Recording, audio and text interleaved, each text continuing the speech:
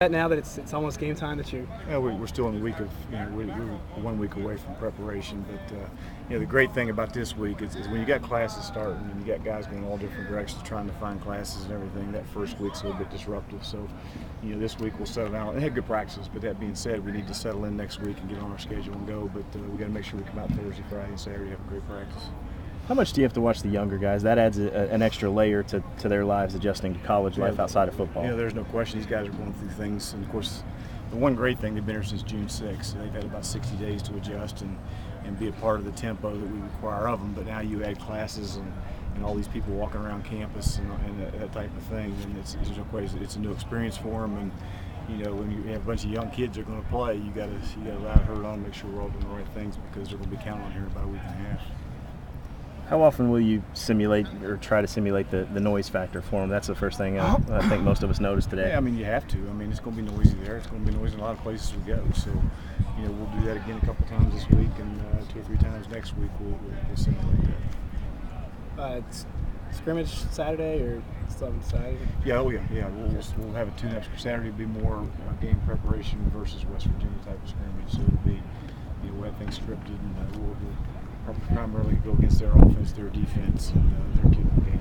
And similar to the game. Any closer to any position decisions? No, I told you I won't do that now. Dr. Kopp's going to announce the starting quarterback on Friday at noon, so you got a big press conference in his office. You all make sure you're there, okay? Can you talk about? I know Demetrius Evans finally lost that stripe on his helmet. It took him a year and a half. Yeah, he's the longest stripe in history. It's been 30 years. That's the longest stripe there ever was. But he was happy when it came off. What took so long with that? He just matter of that stays within the family. Gotcha. He's a great kid.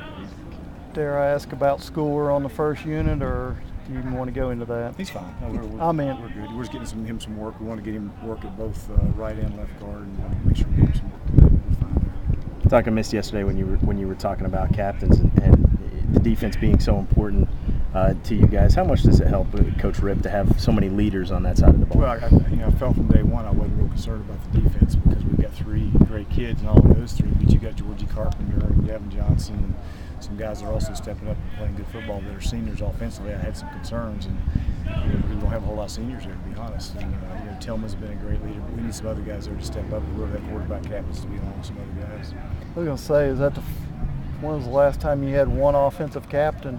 Well, it's been a while. That's being said, we've also got a leadership committee that's out there. It's got a lot of young kids on it that are a lot of them are offensive players. So, those captains, the Tysons and Omar and Vinny, and they'll all be great captains for both sides of the ball. I don't know about that. We'll be fine. I'll talk to you about Jeremiah.